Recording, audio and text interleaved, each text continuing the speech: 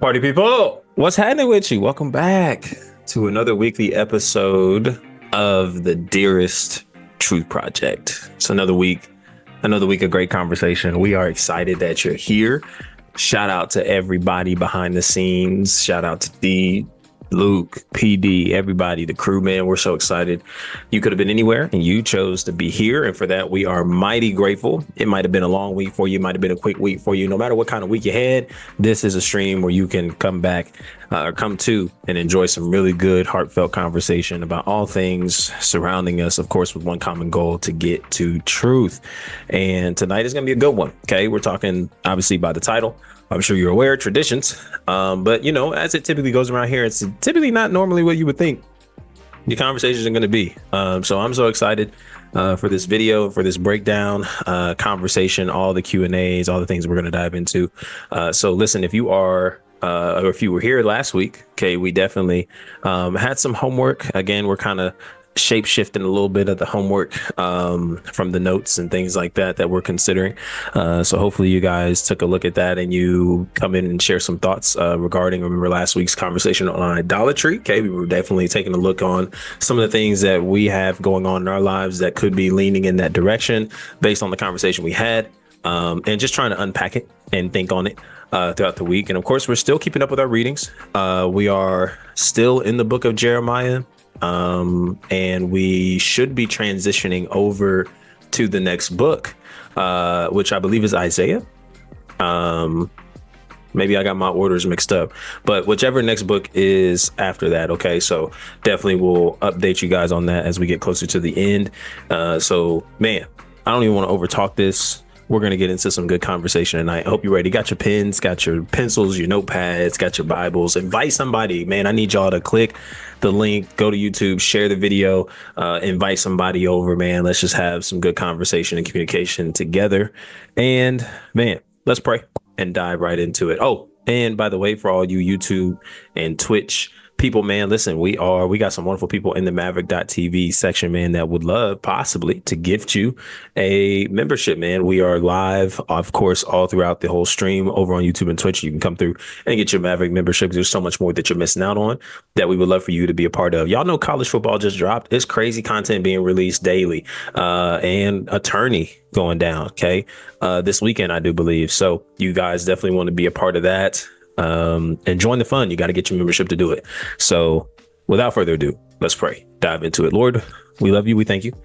We ask for your presence and wisdom in this time for another conversation to get closer to you. Open our hearts, open our minds, and allow this to be a time of reflection, learning, and considerable thought in your presence and among one another in community. In Jesus' name, amen.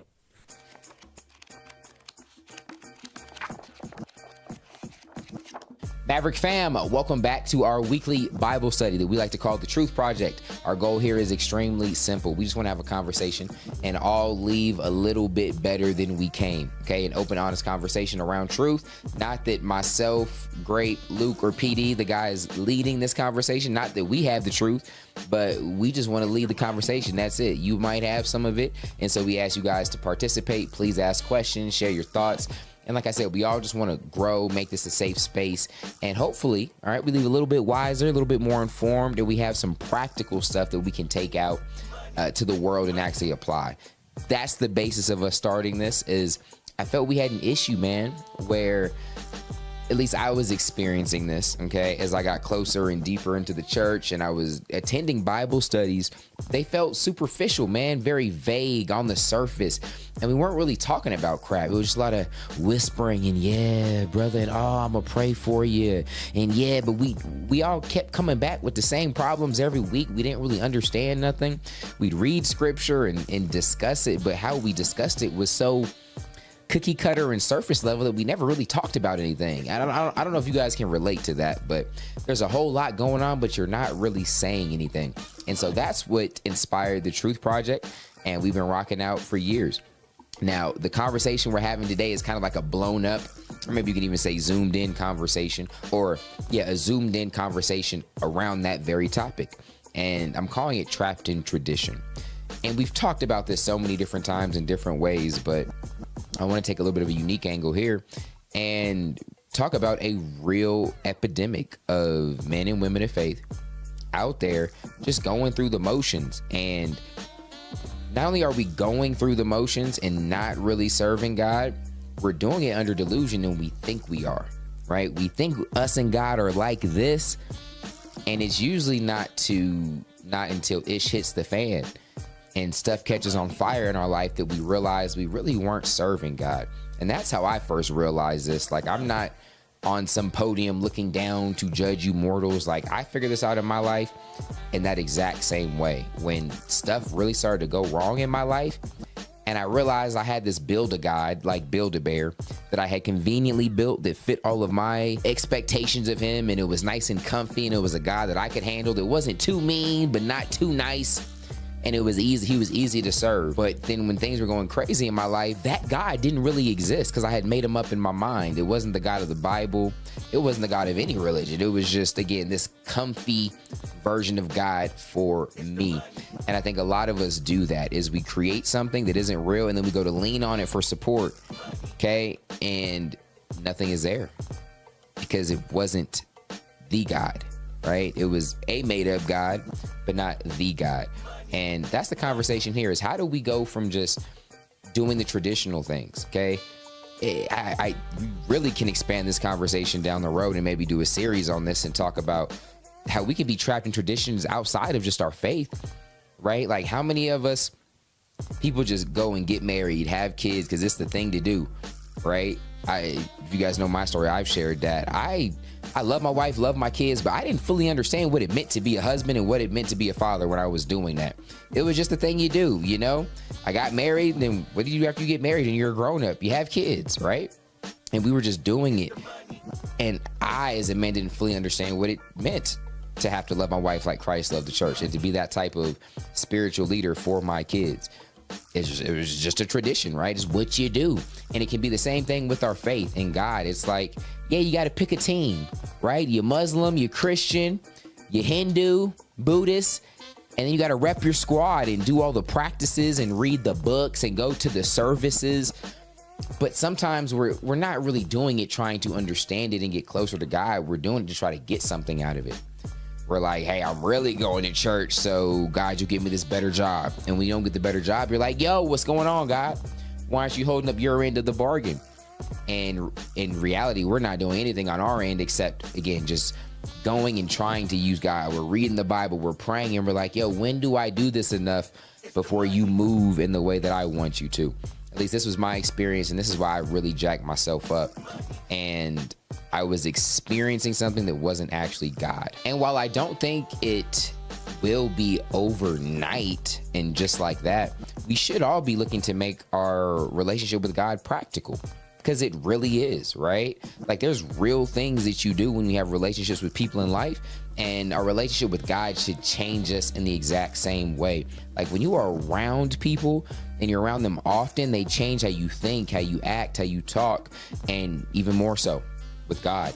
And actually, that's one of the signs that you probably don't have as real of a relationship with God as you think, is things aren't changing.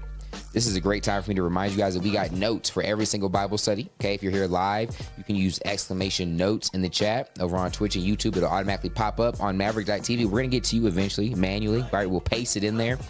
But you can see the notes I have here. I'll overview the problem. I actually included 10 signs that you're trapped in tradition. All right, we won't go over them here in this video. You guys can review that though. I have a review of what I'm about to walk you through next, like 3 steps to making your walk actually practical. And there's just some more. I got scripture for you, tons of that. I have 10 study questions. I want you guys to take 3 of these and meditate on those. There's a ton of stuff there to go through. And we even have some homework for you. All right. Again, you can get this by putting exclamation notes in the chat. Now let's talk about it. Okay. Going from, all right, Dion, I believe in God and I want it to be real. All right. But what do I actually do? Don't just tell me to love the Lord, to trust in God. Okay. What the fuck do I actually do? And so, number one, I like to wrap it in an analogy. All right, college football just came out, so let's think of a football game. and you are a player in that football game. Okay, one of the first things you should do, you should talk to the coach. It just makes sense. Imagine a football player out there starting in the game and he has never talked to the coach. How confused would you be? All right. And it's important to have a relationship with the coach, because when I get into the next two steps, you'll see that he's going to be the one to help you navigate a lot of that. And so how do we do that in our faith? It's just prayer. All right. Starting early and doing it often, whether you know how, even when you feel like you're not doing it right, just talking to God. Think about your deepest, most intimate relationships. It's not about saying the right words perfect in the right order. You don't say little seances and sequences that just make your best friend understand you. No, you just talk vulnerably and open. I think that's a big part of our relationship with God. And also listening on the other end. Not like, just like we wouldn't just talk in a friendship or a mentorship or anything, right? We would also listen, and it's the same here. So talk to God, but take some time to just sit back and receive things in your conscience and to meditate on scripture and not necessarily doing anything actively talking. All right. Number 2 would be to study the playbook. What do you think that is, right? That's your Bible, the Bible. Imagine again, a football player in the game and they have never read the playbook. And it is crazy how many Christians out there, or people that have deconstructed and left the faith, that never even read the Bible. Like this is a lot of your faith hinders around this and the things and the contents inside of it that Jesus that it talks about, and you haven't read it. And so for us, think of it like a player in the game. You need to know the playbooks, or you need to know the playbook. And what's beautiful is that the Bible is practical. Now, it's not just a rule book, right? There's poems, there's stories, parables, history. Like there's so many different types of books in the Bible, all right? And it's over multiple time spans, different cultures, but they all come together to tell a unified story that not only leads to Jesus, but it's very practical, that you can actually understand, take these principles and apply it into your life in a way that makes changes. And so that's why it's important to read the Bible, not just because you're supposed to, but because it can actually help you, just like a playbook in a game. And then last is to make sure you're surrounded by the team. Okay, imagine a football player out there against another full team. 1 versus 11, 0 chance. Okay. But with the team, teamwork makes the dream work. And the same with your walk, man. Be a part of community here. That's why we have a Discord for you to go to throughout the week. Ask questions. You can come here, be live in the chat, asking questions, get accountability. If you check at the bottom of the notes, we have more resources for you guys. We have a free school community. There's free challenges, things that you can also be surrounded in community, ways people can hold you accountable. That is how you make things practical. And if you notice, this type of stuff are things that you do other areas where you want to thrive and be great. Some of you guys are actual athletes and you do these things, right? You talk to the coach, you read the playbook, and you're surrounded by the team. Some of you guys just have hobbies where you get in community. You have materials and trainings that you learn from, right? And you have some sort of not to call them God, all right? There is only one God that you can talk to and pray, but you have some sort of mentorship or someone that's setting a standard for you and helping you. And so this isn't no weird spiritual mumbo jumbo. It's just what you do other places, and it can be very, very practical in the same here. But that's it. I'm gonna shut up and we're gonna jump into some live discussion. I'd like to open it up though by asking a question. Please let me know if you're watching.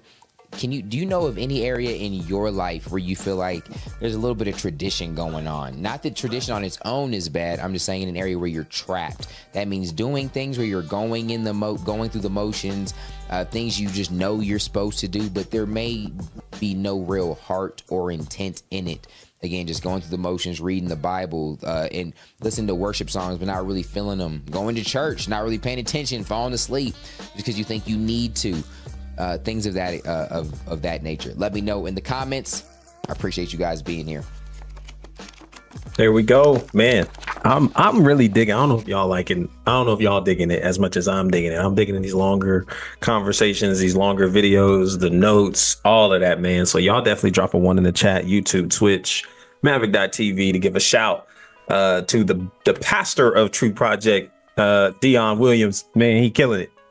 Man. Hey. I'm all for it.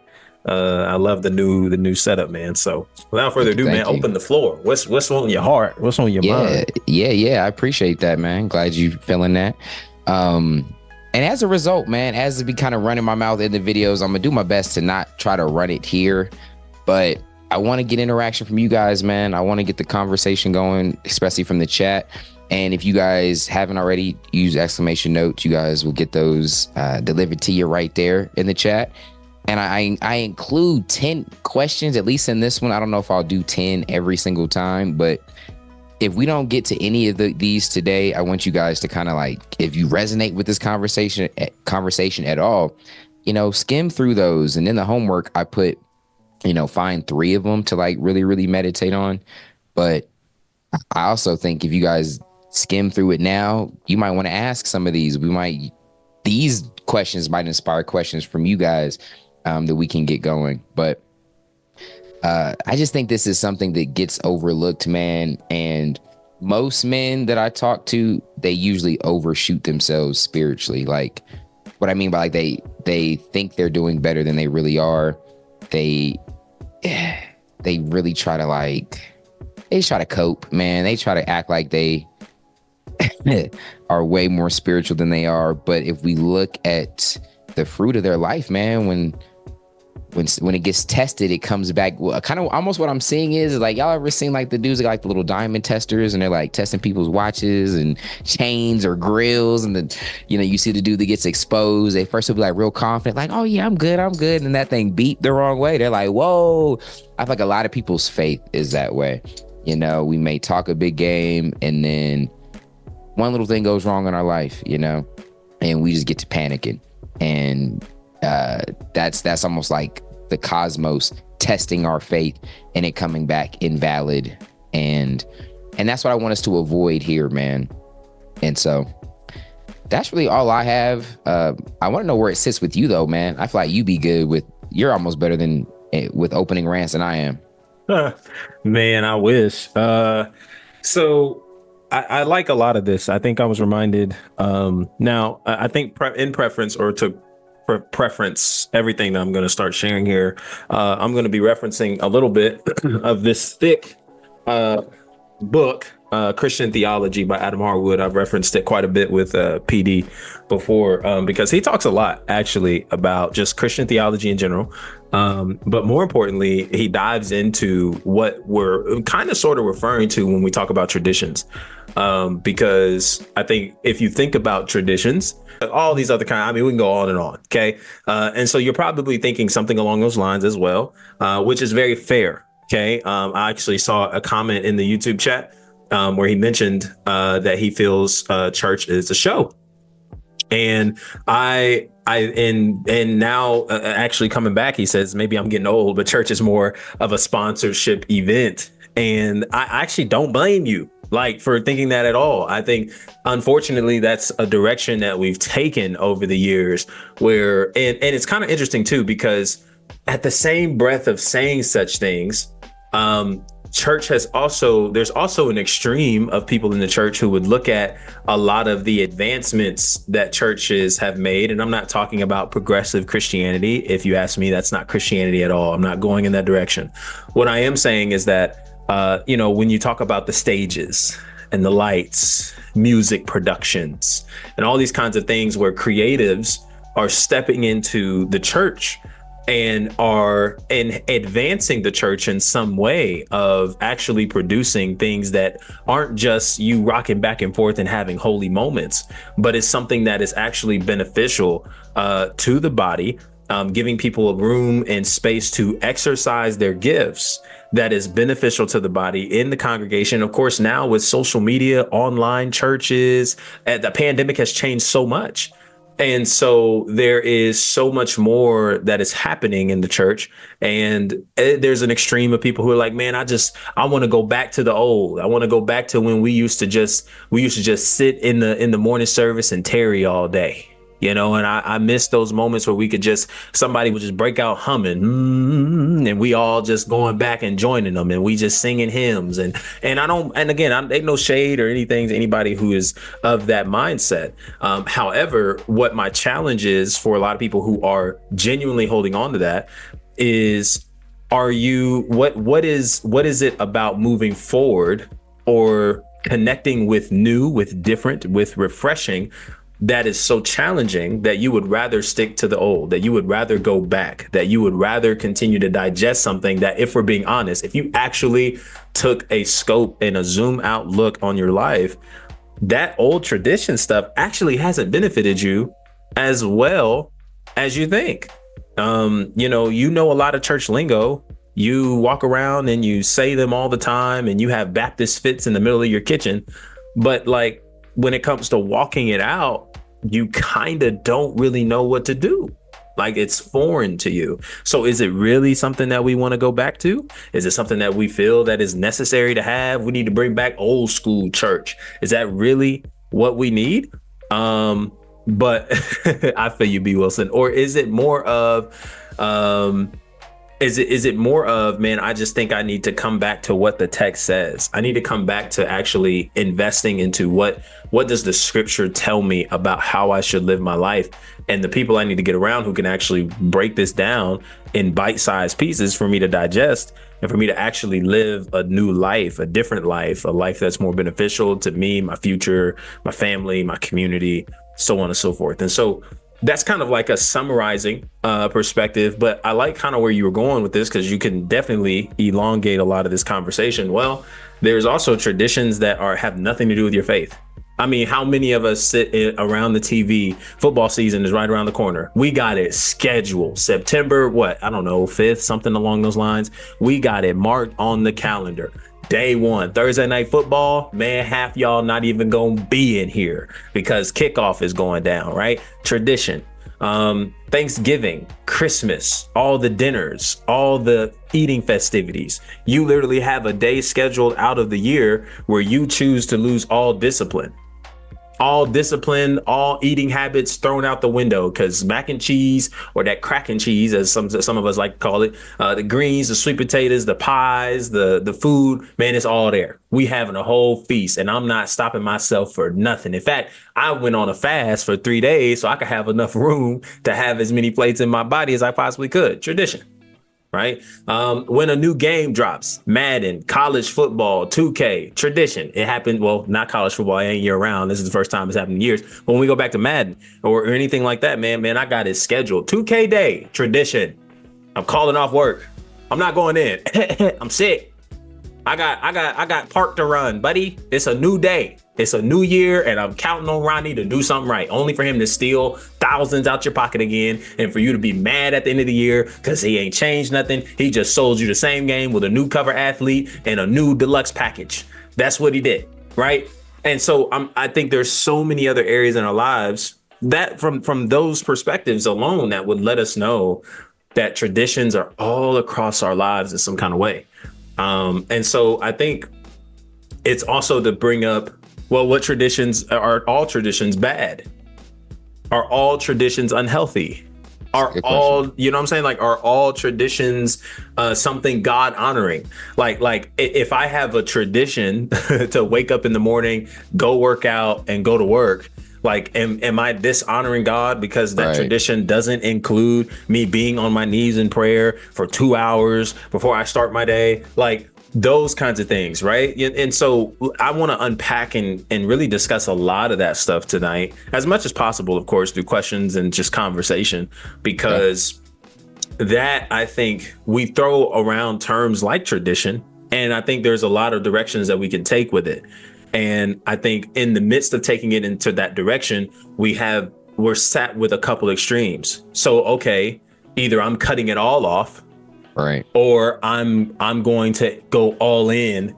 And in the midst of going all in into something that I want to create as a tradition in my life, I'm abandoning other responsibilities, other places of accountability, people in my life, relationships in my life, all these kinds of things that are in front of me in this season of life to steward.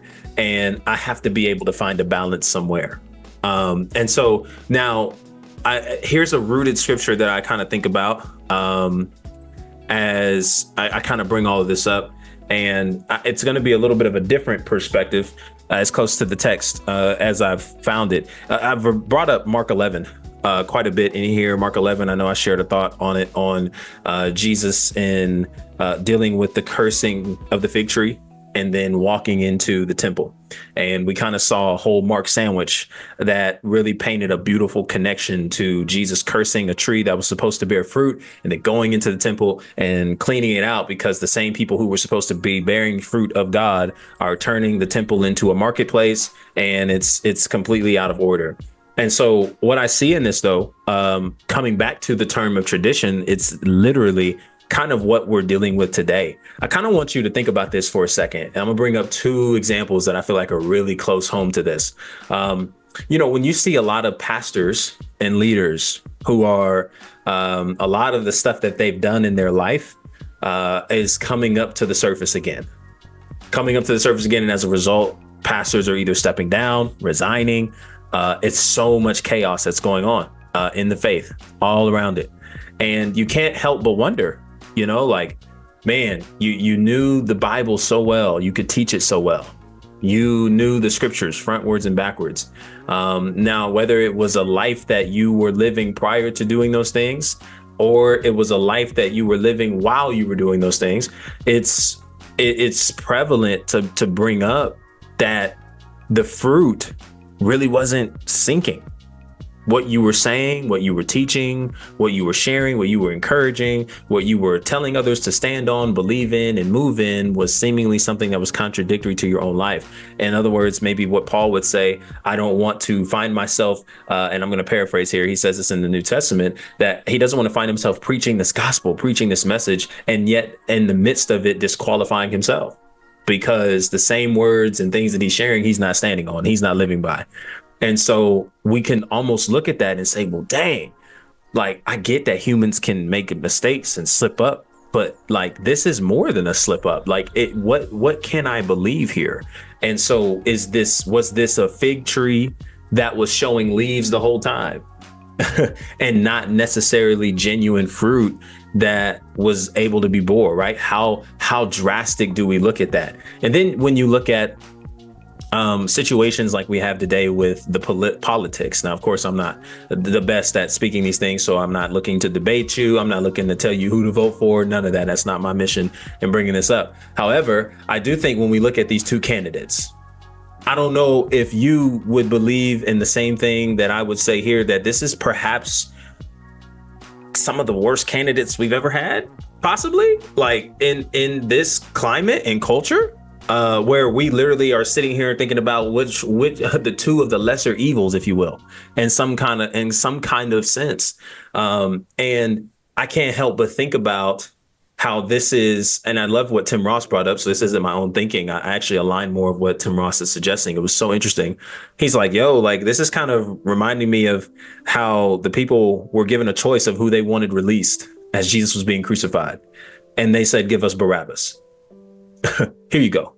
Right? Something that you asked for, that you didn't really know what you were asking for.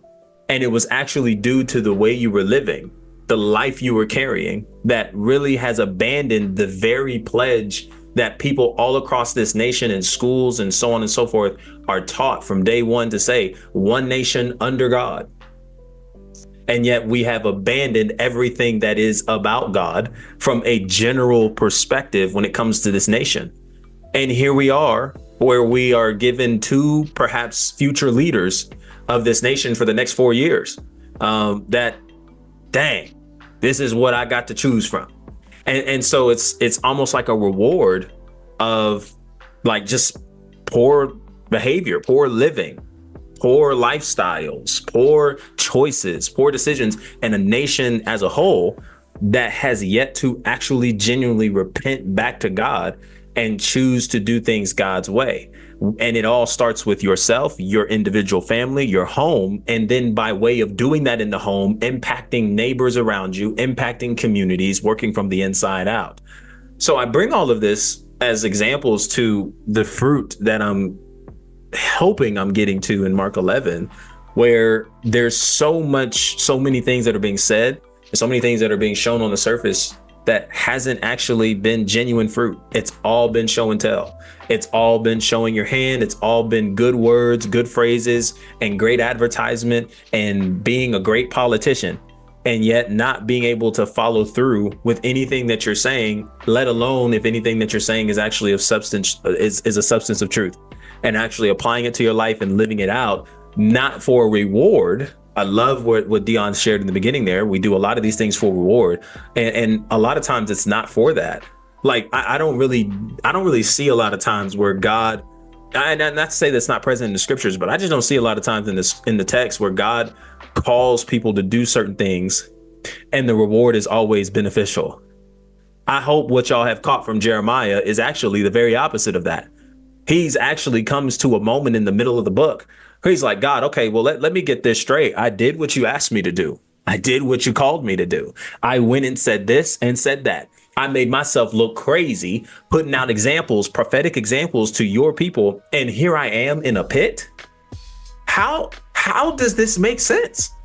In what world do I obey you? And this is the result. And so I just think that there is a lot to be said when it comes to fruit, when it comes to action, when it comes to applying the principles of God and living under kingdom principles, and the importance of making it an emphasis to live that out in your own personal life, day in and day out, to the best of your abilities, and being willing to examine yourself and examine the results and things that you're putting out, and actually ask the question, am I just in a format of tradition, repetitive behaviors? None of this really carries significant meaning and weight in my life. Or is this something that I'm actually genuinely looking to grow in and continue to do so by examining where I am, who I am, and what I'm doing in order to move forward, and move forward in a godly way where I'm impacted, others around me are impacted. And as a result, I can actually have a say in how the environment around me operates, because I'm choosing to operate in kingdom principles. And I'm not waiting until I get to a high and a platform and a place where I now think I'm important, where all of a sudden all of my mess that I was hiding behind the scenes and living a double life in starts bubbling up. And now I have to come out and issue apology statements for things that if I'm being honest, I had an opportunity to clear, to get rid of, to do away with in my life, but I waited too late. And here's the result. And I just think that there's so much to be said there, but I ranted long enough. We're going to dive into some of the Christian theology stuff that I have here in just a bit as the time kind of wanes on. But just some opening thoughts on that I want you guys to consider. Traditions you're doing, traditions that maybe are outside of the faith that you're applying. Are all traditions bad? Can you name some unhealthy traditions, some healthy traditions that you have? And what does that look like in your life currently as we progress in this conversation? Shout out B. Wilson. He's thinking of Joshua. I love that. I love where you're going with that too. I agree. Joshua is a really good example in that space as well. So on to questions. Beautiful. Godly. That was good. There you go. That was the intro. I left it to you. Like I said, you killed that. My fault, OG. Nah. I like what Keyshawn said though in answering the kind of opening conversation, or that our question I had. He said, I think a tradition for me is going through the motions outside of you guys. We are raw in our group and have talked about a bunch of things that would not be talked about in church. Sometimes when I ask probing questions, I feel I'm being OD. And I feel that. I wonder if that's ever something. Maybe you might have something to speak to that, Sean, because I know you've done a lot of work, like talking to people in public, evangelizing. You're really good at having conversations. So you're someone that's very vulnerable and open. You don't mind being honest. How do you navigate dealing in such a fake world when sometimes maybe everyone around you has their guard up, their pride up? Is there anything you do to try to bring vulnerability into it or get it out of them? How do you handle that? Yeah, it's actually interesting that I actually just had a recent conversation. So interesting. Actually, before you guys want to shout out Nick, man, he had a praise report for us. He just got a raise. I didn't want to forget that. Yes. So shout out to Nick, man. Everyone, one in the chat for Nick, drop man. a one in the chat Be for happy Nick. for you, man. Yeah. Let's go, He says, I just got a message from my supervisor right before the Truth Project that a raise went through and a title change, especially when times have been kind of tight. So that's what's up, Nick. Let's go, Nick. Man, love it, bro. If you winning, we winning. Cause now we can borrow money, you know and so we love it, Nick. Where my $20 at? I need gonna let us hold 20, Nick. 20s in the chat for Nick. 20s, yes, sir. I love it, man. So I let him whoop me with Shaggy. I just need to know if I'm getting paid. That's what I'm saying. That's why I let him beat me. Yeah, I'm on your good side, I feel Nick. you. Remember who looked out for you. Yep. I love it, man. Congrats, Nick. That's good stuff, man. So for me, I think one, I'm actually in an interesting spot. So I didn't share this with you. I have my best friend, man, for like at least, since 6th grade, bro. We've known each other for so long. And we've had our conversations and moments of vulnerability in the past. And obviously I've grown to lead those in a lot of ways. He hit me with a message, man, which was it felt random, but it actually may go back to the conversation. Perhaps, I don't know. I can't say this for definite, but many conversations we've shared together, but more importantly, perhaps some things that I may have said at the table when we had all that meeting and gathering together. And perhaps there's some things that he's kind of wrestling with and stirring with. And so he just kind of laid it out for me in a message, man. And I responded, and we kind of went a little bit back and forth in the late night hours before kind of leaving, asking two important questions that he may not be ready to answer, but then more so following up with like 2 voice messages to kind of just give some thoughts behind the questions asked and just going deeper. The point of me saying all this, though, is that these encounters are more prevalent than you think. And I think how I've gone about it is just being vulnerable. I had to break out of my shell of being so introverted in a way where I just don't really want to engage in these conversations. I know you need it and I know I need it, but I really don't want to have this conversation, not because I'm afraid of how you think of me, although that was a point for me in my life where I was afraid of how people would see me and how people would view me. And I didn't really want to deal with all that negativity or extra stress. But for me, it was more like, man, I'm good. Like I have these conversations often anyways, man. It's not like I need to always talk, share, or open my mouth towards anything. And so I think for me, how I've gone about it is just being vulnerable myself. And so instead of always trying to give an answer, instead of always trying to fix the individual the moment they bring something to me, and just get out my toolbox and just start trying to diagnose people and all that kind of stuff, I just got into the habit of just sharing where I'm at. Sharing what I've done, sharing where I've come from, the things that I've dealt with that may be similar to where they are, and how I went about it. And I ask a lot of questions because truth is, man, a part of having good conversations with people is asking questions. PD has shared with me a lot of times, questions are the answer. I've learned that more and more because truth is, I can hear one thing and think it's something. But then when you go in and begin to explain more and more behind why you said what you said, it could be something completely different. And instead of me trying to assume something towards you or assume that this is what you want to hear or what you need to hear, I actually just like asking so many questions. So it can be annoying, especially if you aren't fond of those kinds of conversations. You don't have people that are asking you questions all the time. I can come off as an annoying individual. God, he's asking another question, bro. Like, how many questions you got in your bag? But it's all for the purpose of trying to get to know more of where you are, to be able to continue connecting with you as far as you want to go. And so I definitely feel where you're at, Keyshawn, in that. I can't lie to you, man. I've had a number of times and occasions where I felt like, I stuck out as a sore thumb, and like people just didn't either weren't where I was or just didn't have the capacity to really wrestle with the things that I talk about and think about on the daily. And so I think my best answer to that currently is being vulnerable and not demanding vulnerability from other people. Because I think the more open you are and the more vulnerable you are with others where they are, and it all has to be within the spaces of relevancy, right? Like I don't just walk up to people and tell them I had a porn addiction. Like I just don't. It's not because I'm afraid of how they think of me. It's actually a part of my testimony. It's more of, just like it if it doesn't have any relevancy to the conversation, then it just really seems out of place, out of pocket. And it's information that people don't know what to do with. So they're like, okay, and they might walk away from you, and you might not really talk to them no more, just depending on who it is. But I've had conversations where people come around, and they start asking me, what do I do, how did I get to where I am? What are some things that perhaps I struggled with to get to a place of having faith that I carry today, or anything of that sort? And that's probably more of where I would insert that, because it's a part of the journey.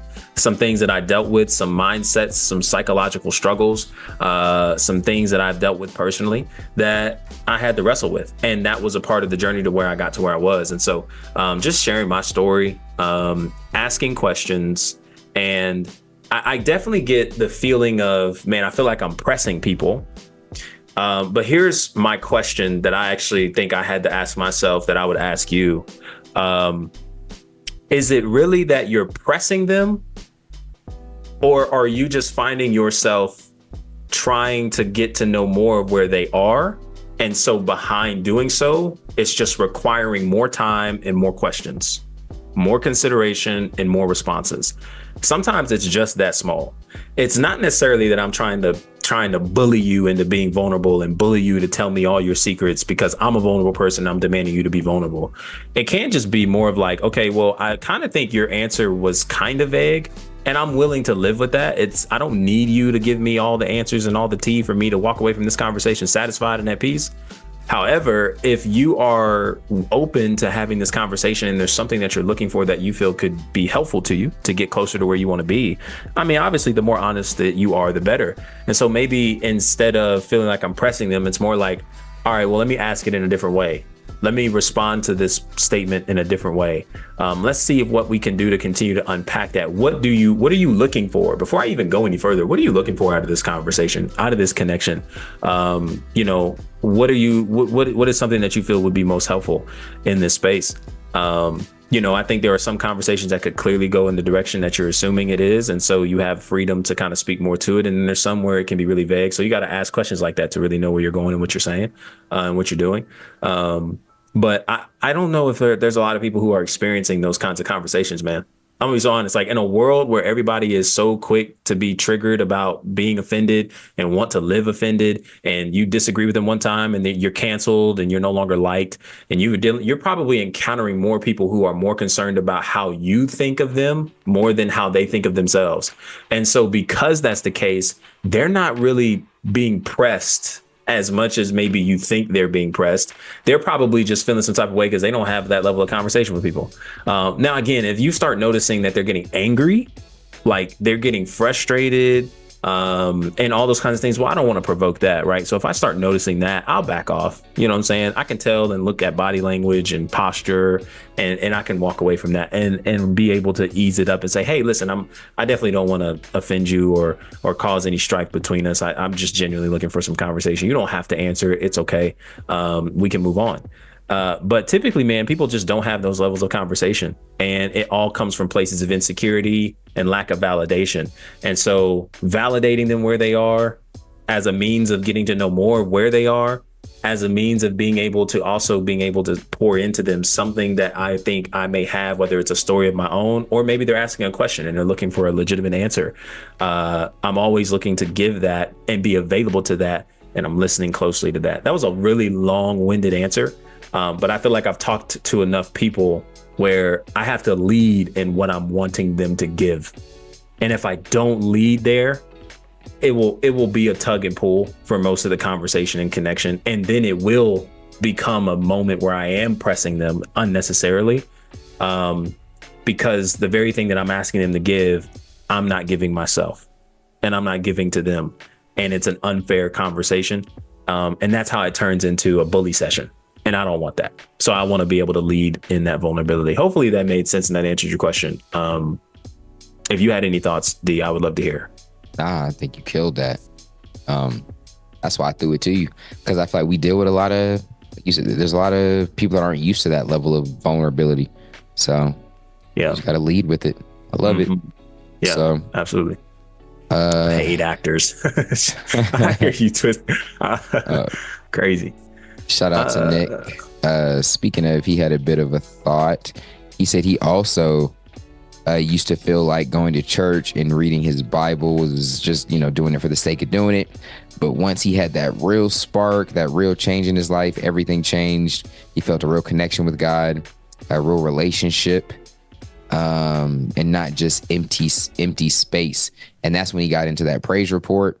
And he said, it really does feel like an answered prayer. It really feels like God has my back because I've given my life to him and shown God that finances aren't something I'm hyper focused on anymore.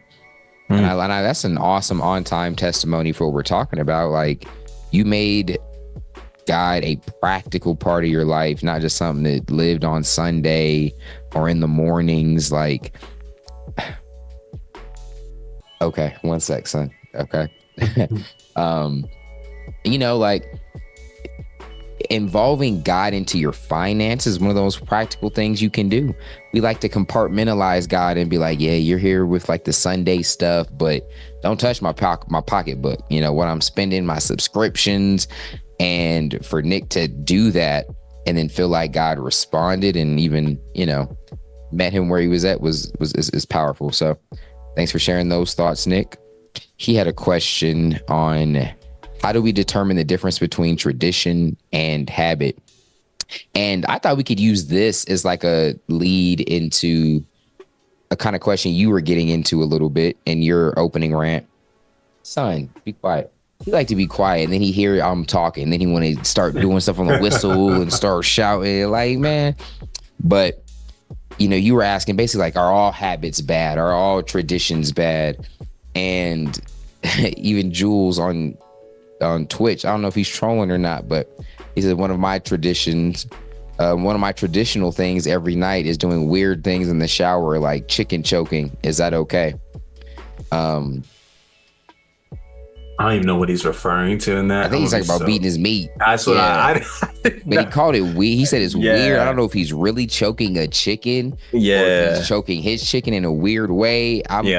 He's got us weirded out. Yep. So like I said, but this is the place. I guess. This is the Truth Project. It's a safe space. Absolutely. And I think we can get some conversation on that going a little bit. I'll open the floor. Then I got to take my son inside. He's tripping. But I don't think it's bad. I think traditions and or habits, whatever the difference is, maybe Grape unpacks that. Neither one of them are bad. Okay. Traditions can be good. Habits can be good. I think for the sake of this conversation, the main error we want to avoid is thinking that our traditions is our relationship with God. Okay. You can have a spiritual tradition, things you do with your church. All that's great. But when you think that, hey, just because I wake up every day and I say the same prayer that my tia taught me when I was when I was young, and I just repeat that prayer, that God has you like supernaturally covered. You got this force field over your life. And because you go to church and you tithe and you put money in the bucket, that everything's supposed to go good for you. Like, we have and it sounds stupid when you say it, but go watch the Christians around you and the things that they stress about, the things they talk about, and you'll see that that's the game that's going on. They were serving at church and then something bad happened and they're questioning God, like, God, how could this happen? I've been serving you for 20 years. As if like that gave them insurance and bad things weren't supposed to happen. And we just got to be careful of that you don't allow those things to be, those are a means to an end, like I talked about in the video. And so, yes, have the traditions, have the habits, just don't let the habits have you. That's where I think you start to run some risk. But you got any thoughts on that? Yeah, I like that a lot. I think there isn't really, neither are bad, but I would say this. I think something can turn into a negative.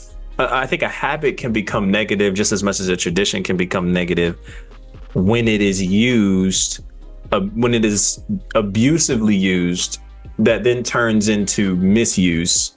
And it becomes a chaotic, misguiding type of situation. So, for example, right, like, it's a healthy habit to go to the gym, right? It's a healthy habit. It's something that keeps your body in shape. something for you to get some physical movement in your body, exercise, all those kinds of things. Where that habit of going to the gym can become a negative or abused situation is when you're in the gym longer than you are at home. Especially if you are somebody who's a married individual, or perhaps you just are living with family, like you are abandoning other people, family, people that you need to be around, be present in. You're absent from other areas that you need to attend to. And that is where a lot of shifts and departure and confusion and hurts can begin to slowly creep in over time. You may not see it immediately, but because I was there. I used to be that person that I was a gym rat. Okay. Especially when I was on my pursuit to trying my hardest to go pro and exceed levels in basketball. Like, bro, I was that guy who was in the meme, like, y'all can have this and I'll have this. If y'all remember those memes, you can have the parties and the proms and I'll have the gym by myself with a hoop. That's me. I skipped out on prom. I skipped out on all those kinds of things because I was so hyper focused on trying to do something with the sport of basketball, especially with my background, knowing how much I had to work and grind to get to where I was. I just felt like I needed to do that. But in the process of that, man, like I wasn't as present in a lot of friendships I had at that time. I wasn't as focused on trying to be socially active with people around me as maybe I could have, and while still also preserving the balance of being in the gym, staying in shape, and staying ready for the hooping opportunities that eventually came my way. But I think it was an unhealthy habit because it eventually became my God. Basketball in some way, shape, or form. And it's crazy because like I probably would have never said that at that time. But I spent more time in the gym, y'all, like day in and day out. I spent way more time in the gym than I ever did in church, than I ever did reading my Bible, than I ever did. So basketball became that. And so I think in that realm, in that space, same way with gym, same way with, something as small as gaming, something as important as work, as making money, all those kinds of things. Like, don't get me wrong, man. Like there are some habits that you need to have because it's going to produce something good for you over time. No doubt about it. You got to go to work. You got to have a job. You got to provide for your family. You got to meet these needs and meet these means. But when it becomes a unhealthy habit or an unhealthy tradition is when you begin to abandon other things that you're called to, where your presence is needed, your support is needed, and you are needed in those other areas because you have other responsibilities to honor, people who are perhaps around you that are depending on you to be in those roles because you are a connector to those things. When you abandon that for the sake of something that you're labeling a habit or a tradition, that's an issue. In my opinion, my humble opinion, I really believe that leads to greater issues and greater struggles, and it's not healthy. And so I don't think there's necessarily a difference between a tradition and a habit, because eventually, again, I think scientifically it is said it takes anywhere between 14 to 35 or 60 days for a habit, for something that's new to become a habit. So, if you went from eating anything you wanted to then beginning to create a more constricted diet where you were eating healthier, you were eating cleaner. Obviously, it would take some time to build that habit. But once you have it, it becomes something that's quote unquote a tradition, something that's repetitive.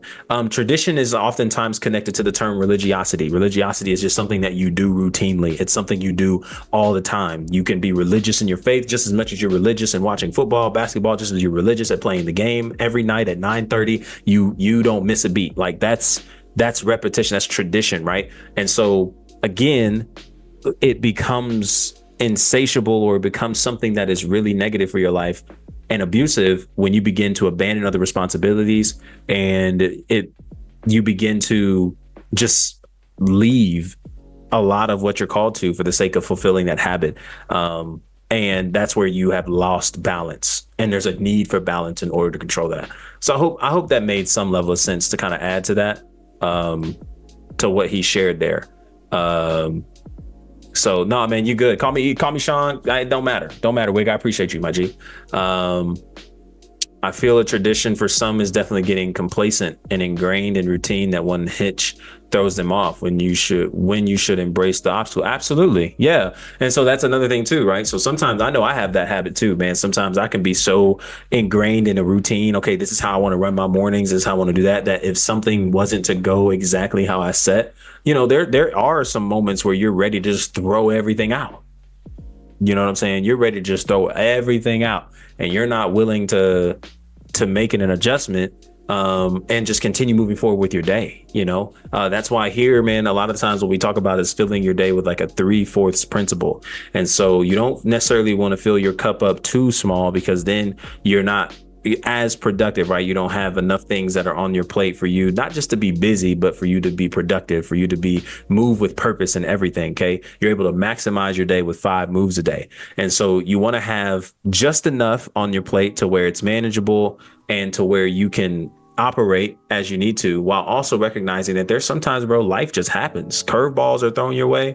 And so you have to be willing to perhaps push some things back or adjust your schedule in order to fit maybe more of the emergency things in your day that may come up, and not feel like you're a failure or you're not doing your job because you didn't get the original power out schedule that you had set.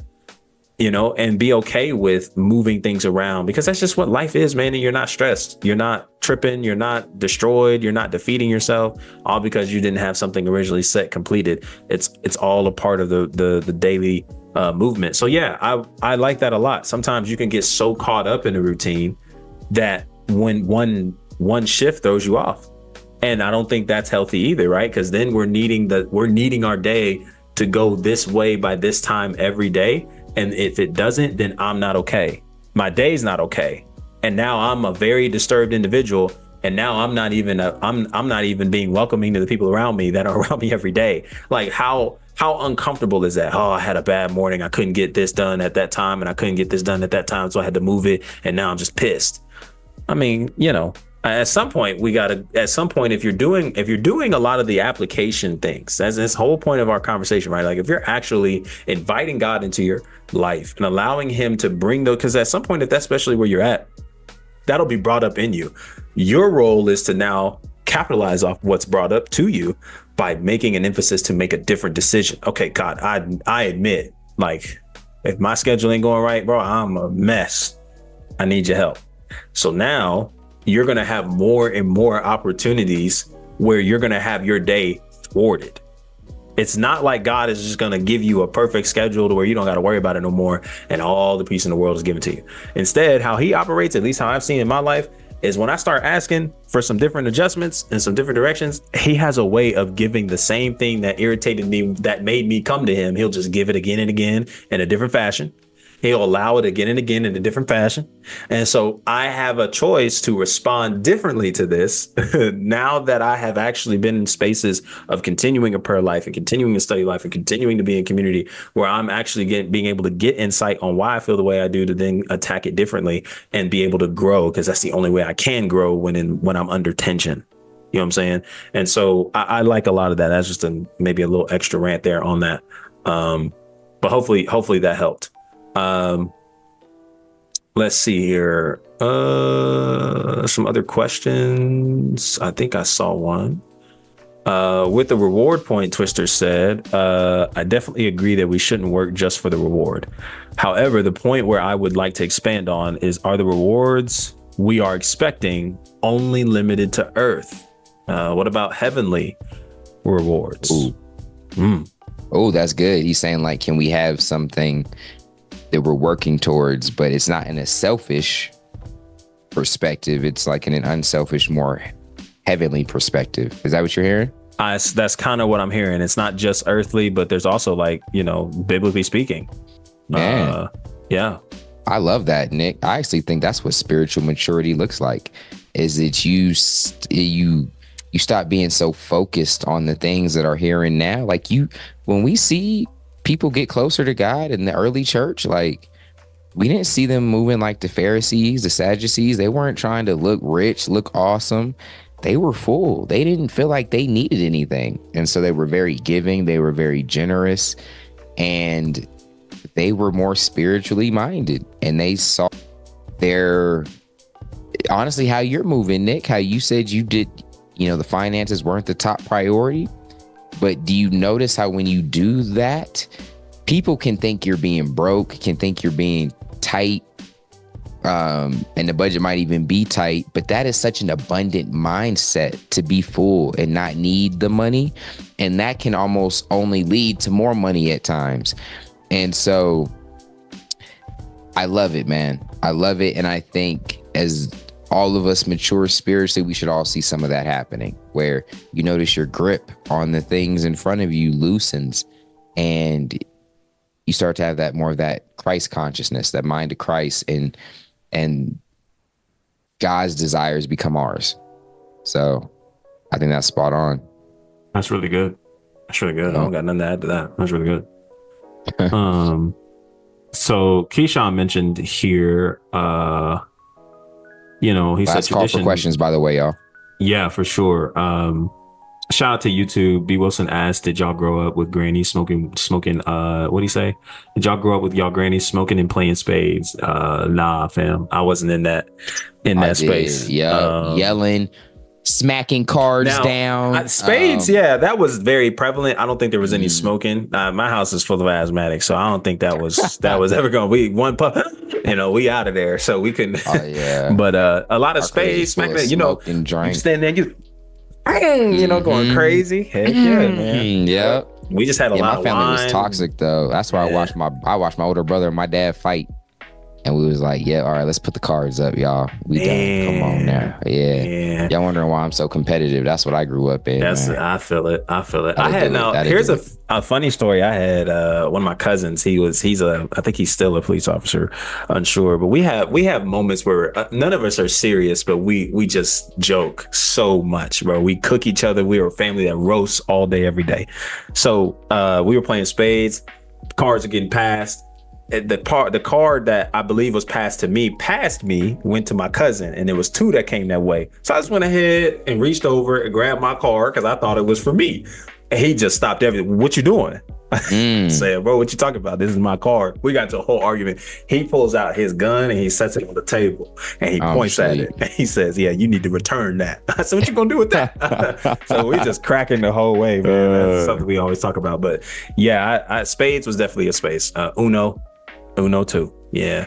Black folk and Uno is a bad combo, fam. Bad combo. But anyway, back to I believe who was that? Whose question was that? Oh, Keyshawn. He was mentioning marriage. He said tradition of marriage is a big one that I struggled with for a while. I focused so much on getting married and getting into relationships that I thought that being single was miserable. Now that I'm comfortable being by myself or enjoying my singleness, everyone is asking me, you talking to anyone lately? Promise y'all that is a weird convo for me now.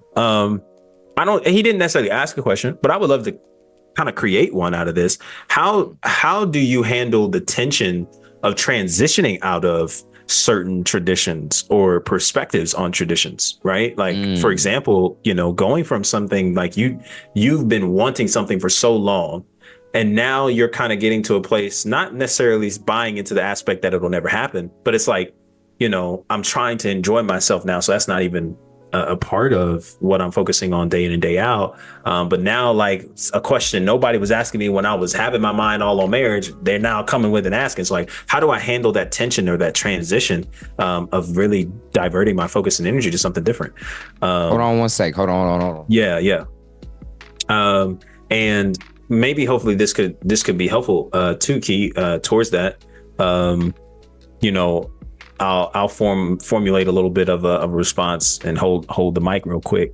So with that formulated question, I would say, a part of the transition, sometimes we have to learn, it's important to hold the tension in transitions a lot. That's with anything. In transitions of traditions, something that was really, really massive or important to you that now you're learning more and more about, and learning more about yourself as a response to it. And so now there's like a difference in feeling, there's a difference of approach to it. And so things change. I would say it's really, really important, not just to hold the tension, but to also,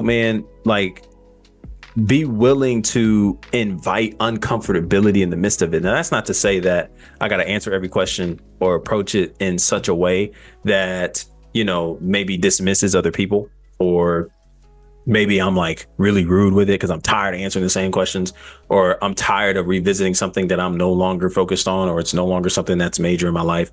But I think a part of inviting the uncomfortability is sometimes kind of seeing that the tradition that you have maybe blown up in your own thinking of something that was supposed to be so important to you, you kind of see it in other people.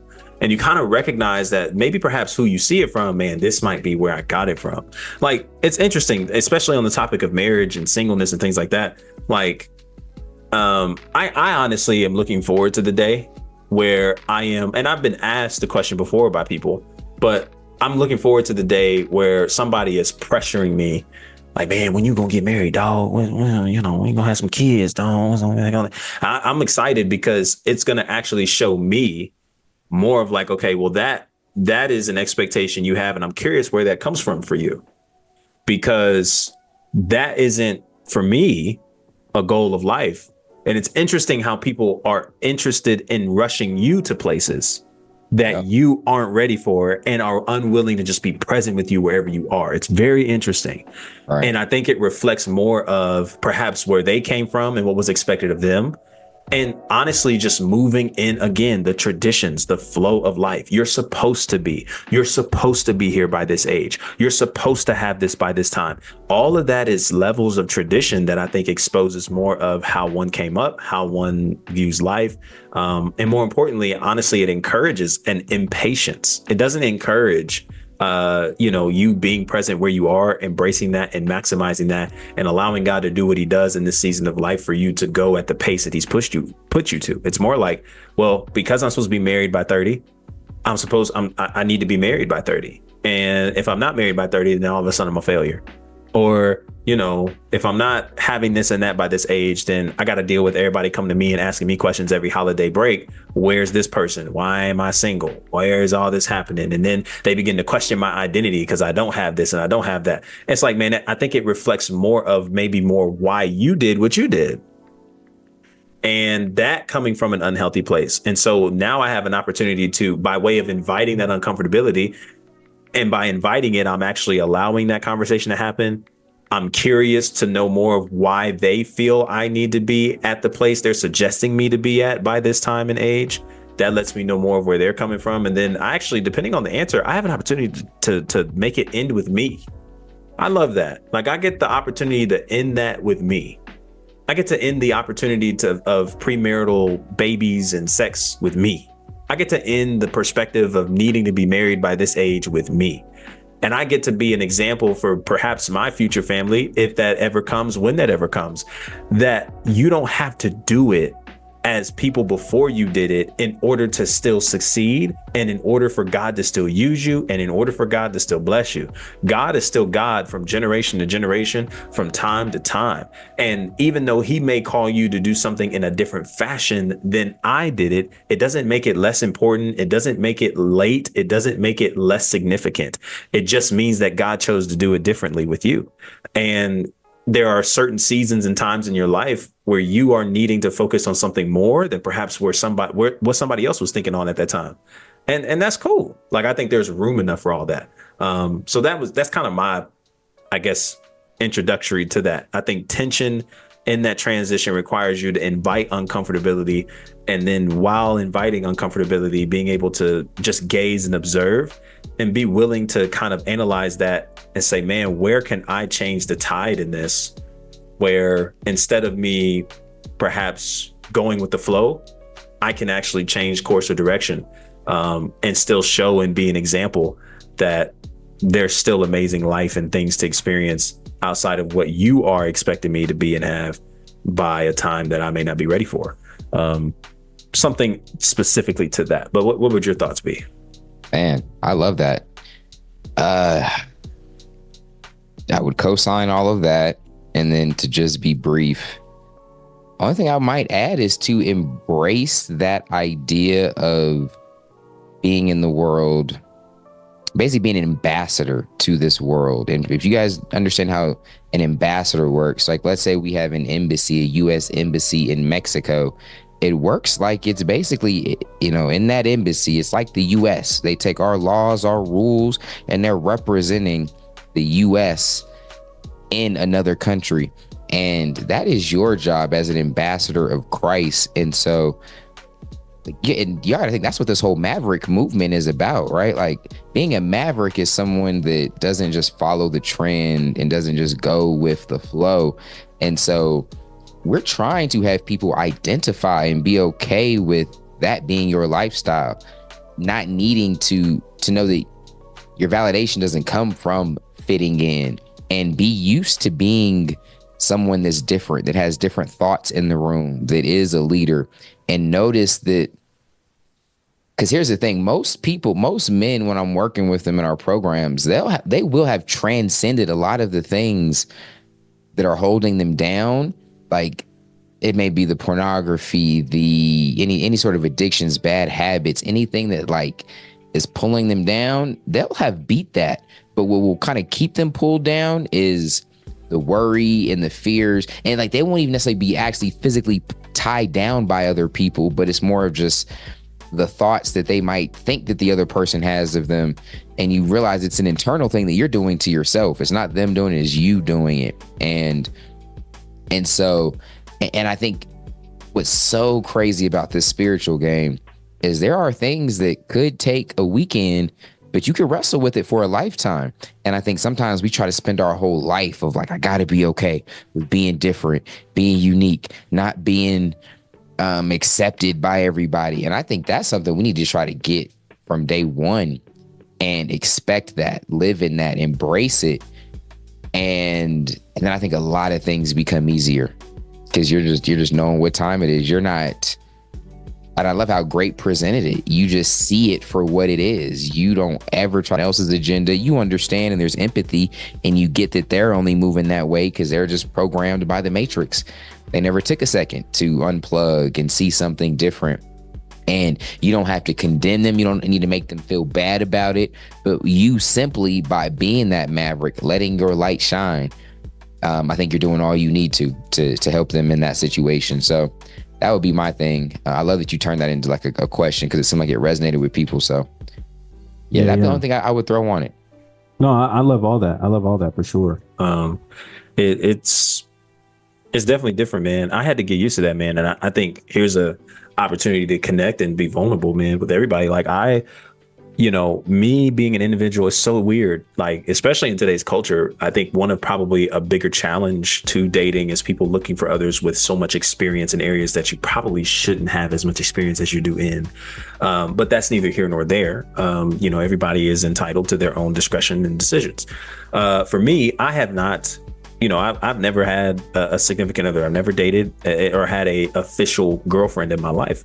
That is mainly due to me not being allowed to date as I was growing up. And it was something that kind of just stuck with me after high school, after all those kinds of things. But I wrestled, especially through high school and even early college. For me, I wrestled with a lot of how people would perceive me if I were to say I'm a virgin and I've never, had an official girlfriend or significant other in my life. I remember dealing with all those things. And I think I began to break away from that stuff the more I began to understand the value that I have, that I carry. Of course, alongside of that, the giftings, the calling, what God has put in my life and all that God means to me. So breaking away from those things, really, really important. But also just understanding that I think that's what makes you unique. Like, everybody thinks that doing something alongside everybody else is what makes you cool. Oh, you experienced that too? Dope, bro. Like, that's dope.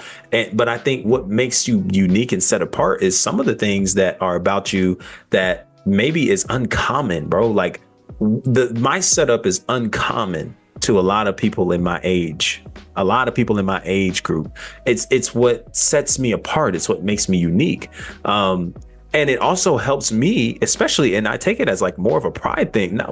Maybe not a pride thing. I'm more proud to share that in conversations I have now, because that lets me know, especially, I have an advantage in those spaces now. I look at it as an advantage, at least, because I'm like, I don't mind sharing that, because that's a part of just who I am.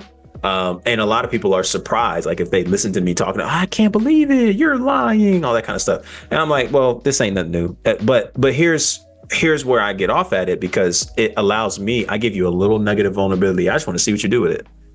That's a unique space. I just want to see, how are you going to respond to learning that this is more of who I am, that I've never experienced these certain things and encountered those things? Does that kind of alter more of how you want to approach me, deal with me, talk with me, encounter me? Because then that just continues to further let me know this may not be something that just needs to happen. This probably shouldn't even start, because you can't handle that level of vulnerability and authenticity, because you're looking for something completely different than maybe what I'm looking for and what I'm aligned with and how I'm moving. And so it's really unique. But I think one of the biggest things that I had to learn in getting to that point, I wrestled with being afraid of how people would perceive me. I remember a really quick, unique story in my freshman year of high school. Long story short, there was a friend of mine in that class who basically assumed that I was gay because I wasn't doing what the other guys around my class were doing.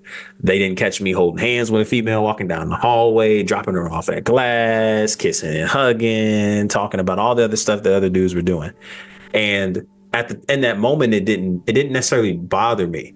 But as I've looked back and as I kind of did a lot of the healing work from that to kind of identify a lot of beginnings to certain things, I recognize that that very statement, somebody speaking that over my life that I felt came out of nowhere, caused me to operate completely opposite to who I truly was, in order to make sure that other people didn't think the same thing.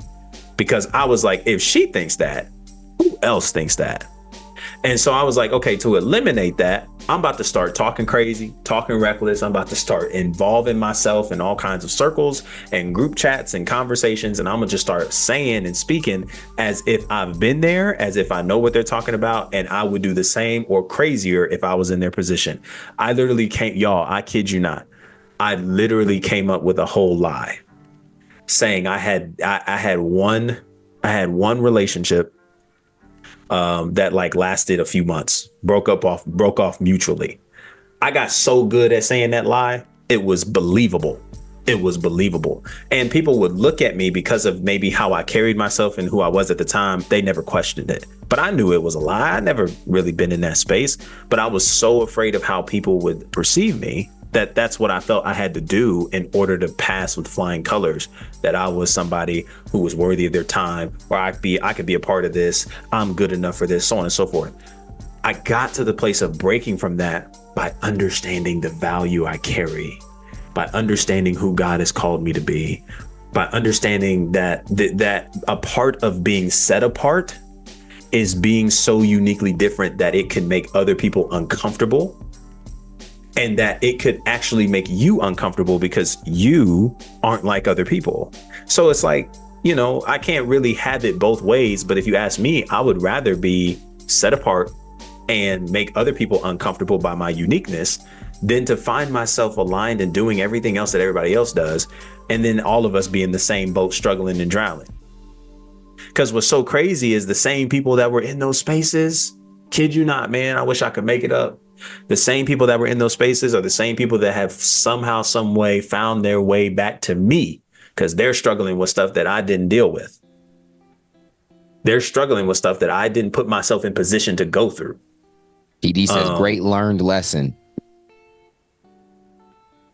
Great learned. Oh, yeah, absolutely. And so I shout out PD, man. I didn't even know he's in here. Shout out to you, man. Mm-hmm. So we didn't know you knew how to log in, PD. We thought you was old. You had to get there. Yeah. So I learned so much from that, man. And when I got to the place of really understanding my value and how uniquely different I wore that with a badge of honor. You know what separates me? The fact that I made different decisions that led me to having a better life in this moment. It's not to say I'm better than you. I'm just living better and I'm better off, because there's a lot of things that I didn't deal with that you put yourself in position to deal with. And now you're reaping the consequences. But now instead of condemning you and destroying you and all that, no, I come to you with love. This is what I did. This is how I got here. I want to help you get here too. So that way you can start making different decisions for your life and living better off because of it. But yeah, man, I don't make time, man, to think about how other people will perceive me. Because that slows me down from being where I need to be. And if all I'm thinking about is how somebody sees me because I'm not doing something that is commonly known or commonly seen, I'm gonna miss God. Because God could easily call me to do something that is so set apart and different from everybody around me. But because I'm afraid of how people will perceive me, I'm afraid to take that step. And I'm afraid to move in obedience. And now here's what the Bible means when he says you are more willing to honor, to look good in the sight of men than please God. Lovers of men more than lovers of God. Like that's a real thing. And a lot of that has to do with fear, because I don't want you to see me in a certain way. I can't control how you see me. I really can't. I'm seen in a different light to a lot of different people. But if I know who I am and I stick to my character and foundation, and I understand who I am by way of who God sees me as, man, y'all can see me how you want. I'm good. And I choose to honor that every day, and knowing that it is so much worth it, man, to watch other people walk away from a blessing they can't even see, for that one person who sees it, will value it, will cherish it, and will receive it for their own life. And we can make things work and go and have an amazing time. So just a quick little rant there, just to kind of share a little bit of my own story from that. But yeah, it's real, man. It's real. No, that was good, man. Beautiful. Yeah. And Hayes said, I regret throwing mine away at 21 after being sick of people asking why I was still a virgin and at that point in life. And so Keyshawn said I think he sympathizes with that. So symbolize. Yeah, I think it's something like that. Yeah. Yeah. So good stuff, man. Yeah, I think we wrap it up with Nick. And Wig basically got a question. He says, before we change topic, Nick had a good thought on that. He said, I feel a lot of the advice for getting married and whatnot is due to being young and your best chances for having children. And the longer you wait, the harder it becomes to have children, assuming that is the path you're trying to have in life. And I think kind of your whole thought on that is like, again, even assuming that that's the path, that you are having kids, that the whole having kids things fits in that too. So I love it. I don't mean to cut you off. What I would, and I don't mean to necessarily take that and over spiritualize it, but bro, sometimes we really, I don't know if, and I'm not saying Nick is saying this. I just think for maybe people that carry something like that, well, man, I'm on a timetable and biological clock, and that's a real thing. But I think if we really believe God, if we really believe God, and we really believe that this isn't the season right now, but it's coming, and you get married at a later age, who's to say that God cannot bless your womb like he did Sarah and Abraham and still make things happen, Like, I don't necessarily want you to think that is what's supposed to happen. I think God can make that happen. But I would much rather people, man, see the value in who they're connecting to for the rest of their life and wait for that one right yes from that one right person than jump into something prematurely because of a biological clock. Divorce rates are going high, crazy, for the same resentment that you had when you first met them.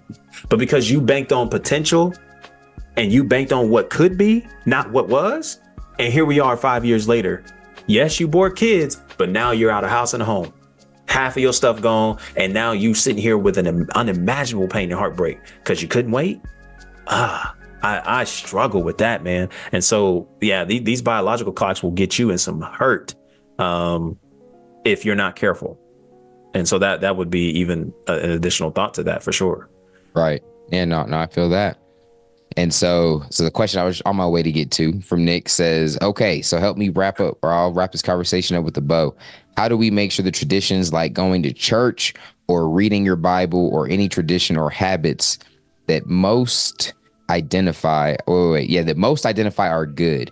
How do we ensure that it's fulfilling us and not just something in front of us?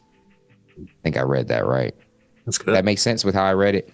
Yeah. So how do we, I'm gonna spit it back to you. How do we make basically church going, Bible reading, things that we're supposed to be and do and be a part of as believers. How are we to make that without turning it into a harmful tradition? Is that kind of more where it is?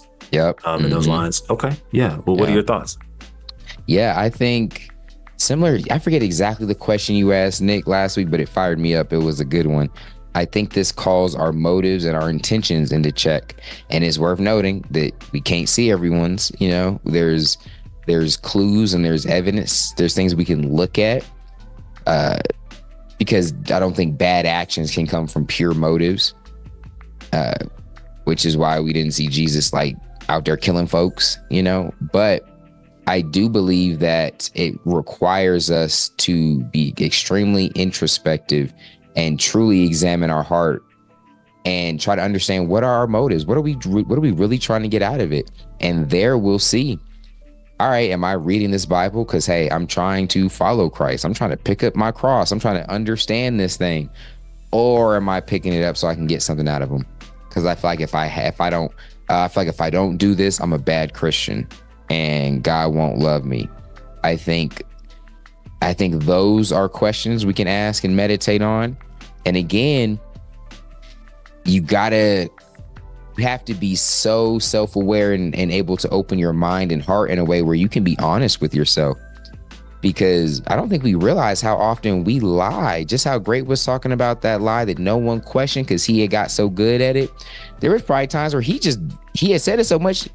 I know I've had lies, especially in high school, man. Like when you was lying all the time, like to the point you just get to a certain age where you were like, oh dang, no, that was a lie.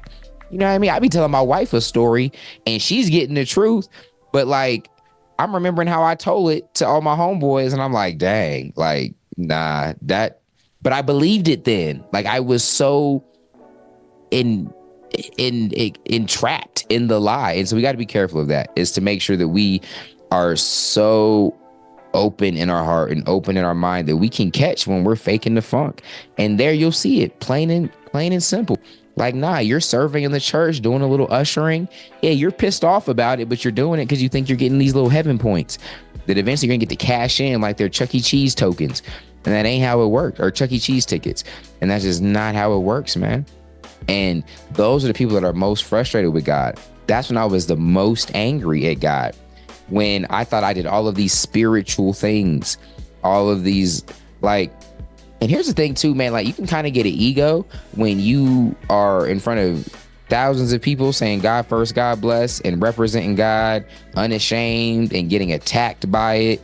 And like people like really trying to come after you because of your faith. You're turning down bread. I'm talking like big stacks because of your morals and standing for God.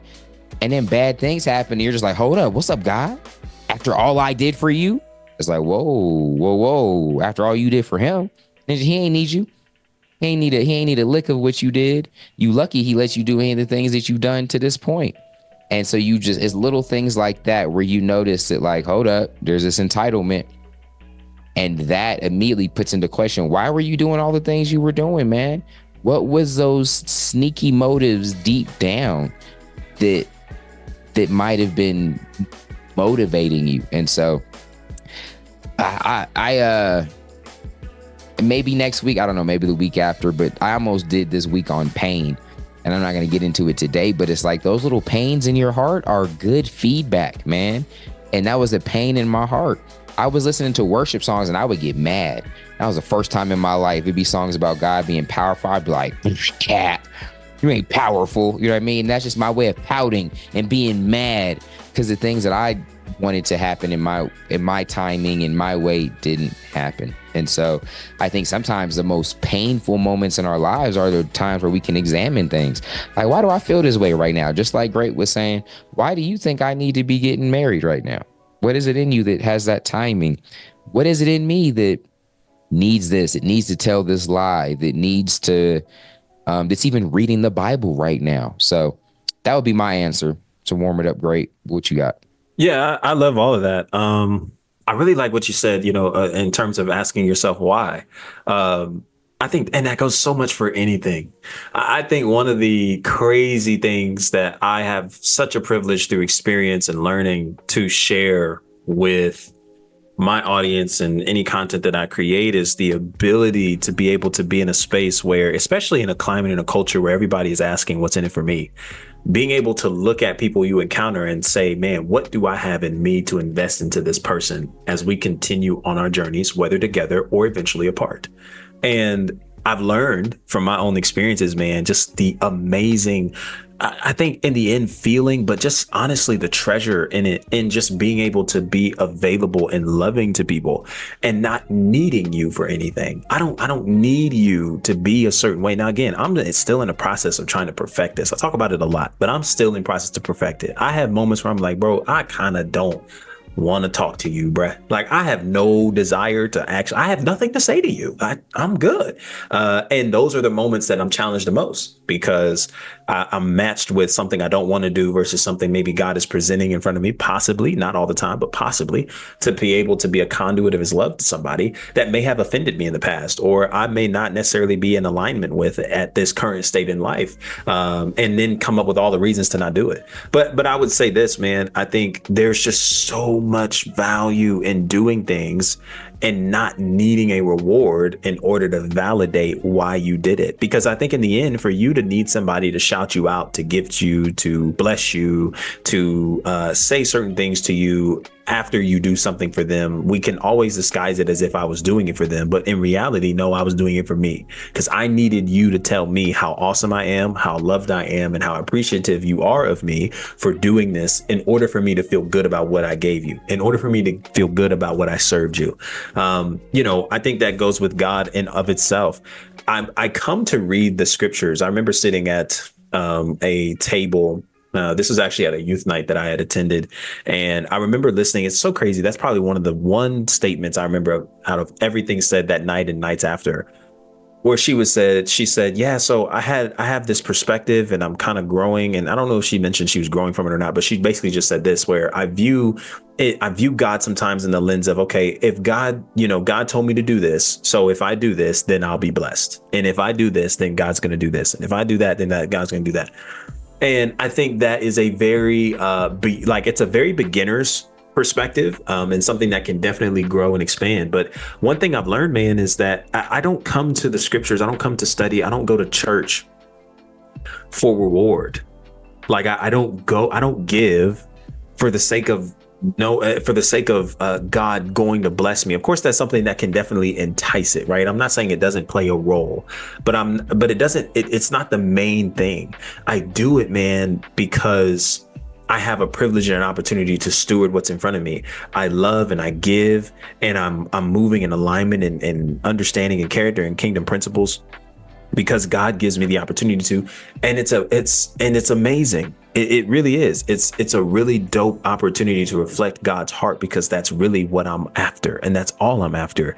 And so whether he blesses me or I get returned with something that isn't, if I get returned with something that isn't really favorable, it doesn't necessarily have to question why I do it. And it's not to say that you won't have moments, man. Like I love to hold that tension that yes, that's a better perspective to carry. And you still will have moments where you do all the right things and the wrong thing happens and you still question, man, I shouldn't have even did that. I shouldn't have even said that. I shouldn't even encouraged her with that. I shouldn't even encouraged him with that. I shouldn't have even done that. I wasted my time. They didn't do nothing. Like, it's very valid and possible. I think in those moments, like Dee just said, you just got to check your motives and why you're doing it. And I think you want to align it with more of, man, I just want to connect with God. I just want to connect. I want to experience God. I really want to know what more of this love is and what it's all about.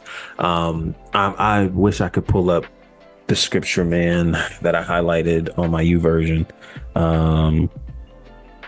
Yeah, I got you. Let me see here. Maybe I can pull it up if we got a little bit of time, because I see another question and some conversation sparking. So I want to get to that too before we head out here. Highlights. Aha. It's got to be somewhere here. I've highlighted quite a bit recently. Much more. Continue. Yep. Who used his own to his own advantage rather than made himself nothing. Mm-hmm. That make joyfully having the same love, being confident in this. Man, I don't know if I'll be able to find it. I don't want to take up a whole lot of time here. Um, but there's something about coming to a knowledge and understanding and a greater knowledge and understanding of God's love that just produces so much freedom. And I think when we pursue after the knowledge of that, that comes not just from study, but through experience, there's a lot of growth. And I think the biggest thing that I want to get to in doing and saying all of that is that, man, I connect with God so that the kingdom that is in me can be reflective out of my heart towards others I encounter outside of my room in private time with God. One of the things that this gentleman here has reminded me of numerous of times is that you don't just study to study, man. You study because that's your part of understanding more, but then you have to go live it. You got to go experience it. You got to go put that thing to the test. That's when you're really experiencing God. And so I think the best way that I would be able to wrap all of that up is being able to say how you keep it from being an unhealthy tradition is when you don't just spend all your time learning about God, but you actually apply what you've learned from God in other people, through other people, and experiences that you have day to day. I think that will always keep you at the feet of God, at the feet of Christ, and keep you in a humble position to continue learning about him, growing in him, but also seeing how real it is and how real it can be and how it benefits your life and others, regardless of the outcome. Regardless of the outcome, it's human to have those questions and concerns and say, yo, like, dang, God, I did all this. What's happened? I mean, even the prophets did it. But I think as we grow and mature, we learn more and more that it's less about the reward we get. It's more about just simply experiencing him. Something I've seen recently, last thought I'll say on it, sometimes the reward is just experiencing God. You didn't get anything out of it outside of, bro, God was here. And I think that's enough in a lot of ways, bro. Like I've been in moments where I did not get that outcome and I was hurt by it. But when I look back, I'm like, yo, I experienced God there. That whole process, I experienced God. And that right there, ooh, that is, I want to be able to get in his presence and feel the weight of what he says to me. I don't ever want to get into the moment and atmosphere. And sometimes, again, like I have moments where I do, but I don't ever want to stay in a space where what he says to me is just breeze by. Yeah, I get that, God. Yeah, I get that. Nah, man, I want to feel the weight of that mug because I think that's where it really is. So that's my thoughts on that. Appreciate you, Nick. Yeah, we fill up so much that we are full with abundance and that everything else we do is coming from a place of fullness and just giving people what we already have, bro. What we already have. I made a message and again, these kind of messages don't go around. But I made a message, man. There was a girl that had made a post about how, man, she was really bothered by it, how she was in the store and some dude walked up to her and was just real condescending and really, really rude and nasty. And he was just trying to have his way with her. All that kind of stuff, man. And she was afraid. Like she was just out by herself alone. And this is more common than you think, man, of men just moving in animalistic fashions and trying to get after women, young women, older women, no matter. And she's just in the car and she's like breaking down and she's sharing all of this. And the statement that she made is she says, I'm already healing. Can I just heal in peace? And I made a stitch to that, man. I was like, man, it's so sad. And I just spoke specifically to the women in that space. But I think all people can benefit from this. It's just tough to be in an environment where it's expected to be walked up on and to be mishandled. It's expected. It's a sad deal when you can be in public and you can be in these places, man. Women just aren't cared for, man. I know there's a lot of stuff going around and there's not a whole lot of people who are in favor of a lot of women in today's society and how they navigate. But it's unfortunate how a lot of women are thought of as objects, so much so that men are so comfortable approaching them and appearing as if they're going to cause harm. And it's like, bro, it's not even from a place of love. Like, do you not see that that's a human being? And this is why I'm a big fan, and people may not ever agree with this. Like, men should be okay with just being friends with people. people in general, women, men, don't just be friends, bro. Because sometimes they not smiling at you and having conversations with you. Because not every female like you, bruh. Not every female want to sleep with you, bruh. Like sometimes you just met a really good person who's a really good friend, and they could benefit from what you have to invest in them to keep them going. And that is what love is, man. I'm wanting to consider you important to you and invest into you because I'm filled up by it. And I just want to give it to you because I want you to experience the same love that's been filled up in me. And even if it's not returned to the same volume, it does not delegate. It does not diminish. It does not do any of that from what's given. Because I don't need it for you for this to be given. And I just think there's so much value, man. And I think when you experience that and you begin experiencing that, you'll see a difference. It's a huge difference. So I appreciate you, Twister. I don't even want to go on the whole rant right there, brother. You said enough there. 1000%. So I think this is the last question. There was some really good conversation that sparked from it. And then I think we'll get out of here. I believe, was it Keyshawn that asked it? He said, can selfishness be considered a tradition? And he kind of follows up after Wig asks, are you referring to always putting yourself before everyone or along the lines of self-centered? I think selfishness can be considered a tradition because you keep choosing yourself as right over everyone. And he kind of said both, kind of. And thinking about it, though, I think it's negative in both ways. You are not open-minded. You start leaning on your own understanding. On the other side, trying to be self-centered to protect yourself from pain is selfish as well. How will you ever know there is a different ending if you keep choosing the same thing? That's insanity in a nutshell. So maybe if you wanted to address that question and give some thoughts to it, just basically, man, like, is it a tradition to always be so selfish in the sense of always needing to be right or always finding a reason to not engage due to fear of what will always happen to you? And maybe that's what I'm hearing from it. Maybe you're hearing something different. I would love to. Yeah, no, 100%. And I think it kind of bleeds into the idolatry conversation from last week, how we were talking about how you can idolize certain emotions and things of that nature. And so yeah, and more so though, instead of saying like selfishness is like the tradition, it was almost like I would say selfishness is the root of all unhealthy tradition, you know, and it just manifests in so many different ways. Like in the what was it? I think it was our closet confessions. It was such a like cheesy like Miss America pageant answer, but Jazz was like, if you had like one wish or something, like what would you do? Like the most selfish thing I would do is eliminate selfishness, because you eliminate that, man, y'all just let that the ripple effect roll through your head. If we were to just take away that, like most of the things that you stress about most now wouldn't be not be a thing. Like I'm talking like you would have almost the close, like we'd almost have the utopia that that we were talking about is impossible. And that's just because unselfishness is impossible. Like how you guys think about healthcare and food and everything would be different. Finances, capitalism, the election, Trump wouldn't almost got shot the other day. Like so much would change.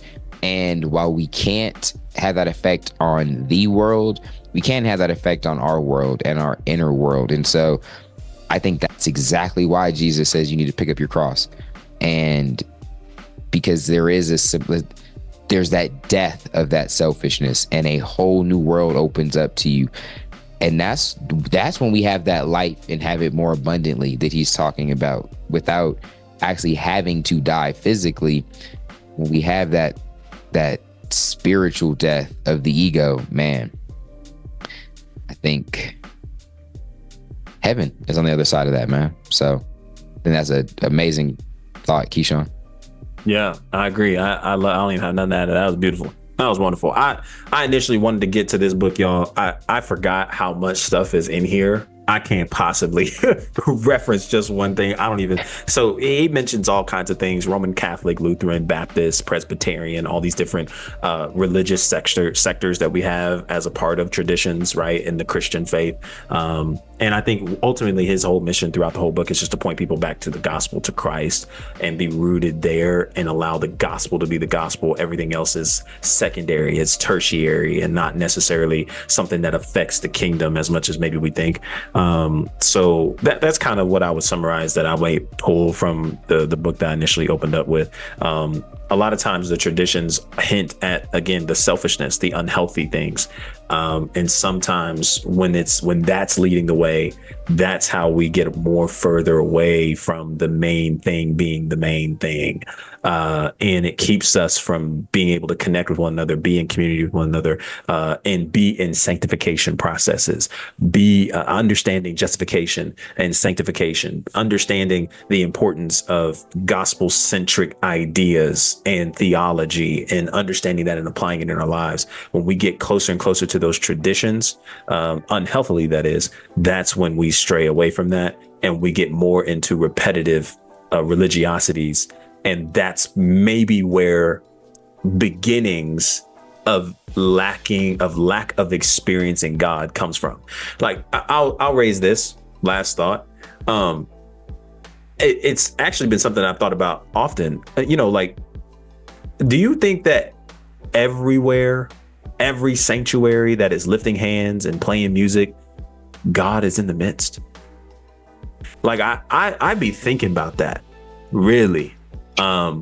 Like when, everybody is singing and praising and worship is going on, is God always in the midst of all of that? And I tend to lean more towards no, because to worship him is to worship in spirit and in truth.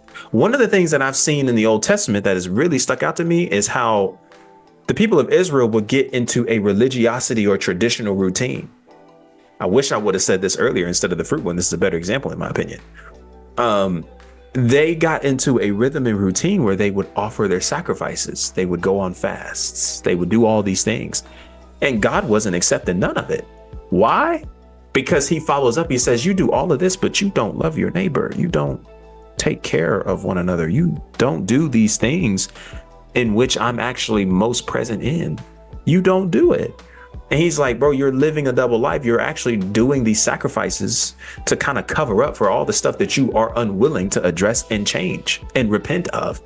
And so this is why the famine has to come in some instances. This is why the 70 years of exile has to come, and you being in spaces of struggle and dire straits. The book of Isaiah actually paints this out really well, because before we get to the favorite chapter that everybody loves shouting on, Isaiah 40, Isaiah 1 through 39 is nothing but judgment. This is what's on your way. This is what's coming. And here's why. But then he follows up the rest of the book with restoration. And that restoration is so beautiful. And that restoration process is all coming back to remembering who God is, remembering that he's greater than any idol you ever worshiped. And that even though in your darkest places and your darkest places and your driest seasons, God is still God. And with him taking one step at a time, walking at his pace, you'll get to where he wants you to be on the other side of the struggle you placed yourself in. So what's beautiful about all of that is that God in the end desires to restore, but it doesn't come without you recognizing your own faults, mistakes, desires, and decisions that have led you to the poor things and poor places you find yourself in. So what I would wrap all that up with is you cannot expect God to be present when you choose to use God as a show and tell toy. Like, you can't do it. You expect him to be a genie and a magician. Hey, God, I'm going to show up on Sundays and I'm going to look presentable and I'm going to give. I'm going to do my tithe. I'm going to do all that. But that whole living for you and allowing you into my day to day, I got to pump the brakes there. I think that's where we miss God. And I think for that reason, I don't necessarily think, man, that God is present in the midst of all of that. And that's why when you come into places of worship, your heart posture, it's not to say you got to be worried about your partner or somebody next to you who's worshiping. I wonder if they're really worshiping God. No, I need to actually use that as a motive to check my own heart. Where's my heart? Where's my heart at? Where's my posture at? Why am I giving? Why am I here? Why am I lifting hands? And is this something that I'm actually carrying outside of the sanctuary and not just picking up where I left off from last Sunday in the same seat, in the same pew, and listening to similar worship songs and hearing another sermon that I'm not going to apply in my life? Something to continue thinking about with application. So my last thought, and I think that's everything, man, for us tonight. I think one note, because I think Nick added a good nuance to something I want to mention. He said, if we eliminated all selfishness, we could all die because we wouldn't prioritize ourselves ever. And we wouldn't eat or drink and die within a couple days. We need some selfishness. The Bible talks about it. You would not feed yourself. That's why you have to love others like you love yourself. And I just want us to I want us to have a different view on selfishness, right? Being unselfish doesn't mean that you don't think about yourself. There's a quote on humility. I don't know who it's from, but it's I'm a butcher. I think it's along the lines of like, humility is not thinking less of yourself, it's thinking about yourself less, something like that. And if we had a world where everyone was unselfish, first off, like you would almost have to be selfish to die, because think about it, like, what harm does that do for me as a husband, right? To just be here, I'm not going to eat, and I just died, and now my kids don't have a father, right? Just in the same way that a pregnant mom wouldn't starve herself for the baby, right? Like, no parent would, or no human, right, would starve themselves. That would be a selfish thing. That's why some of the most holy people, that's why Jesus talked about giving in private, fasting in private, right? Because people wanted to be hypocrites and be out there doing it for the show and getting the recognition and not doing it for the real reasons, like that we're talking about, those spiritual, those heavenly rewards. And he even spoke to that. He was like, yo, if you just want to showboat for all the little praise and whatnot, cool. That's what you're going to get, right? And that's it. And so I don't want us to think that when we are doing something for ourselves, that you're being selfish and that you justify it by saying, no, there's a little bit of selfishness that I need to have. And I love the conversation that Grape and Nick were having around the being full, right? Like, being unselfish is more like, I'm not going to start no wars over food like we've seen people do. I'm not going to fight no one over food. I'm not going to cuss the lady at Chick-fil-A out when they mess Chick-fil-A would never, at Sonic when they mess your order up. That's how I want us to look at unselfishness or selfishness. Don't think that because you got a haircut or because you groomed yourself or because your entire paycheck didn't go to hungry kids in Africa. Like, when you move with order and you move with reason, that isn't a selfish move. That's how the cosmos moves. That's how God moves. And so that is one thing I wanted to throw out there, because I don't want us moving around thinking that we're being selfish for doing certain things.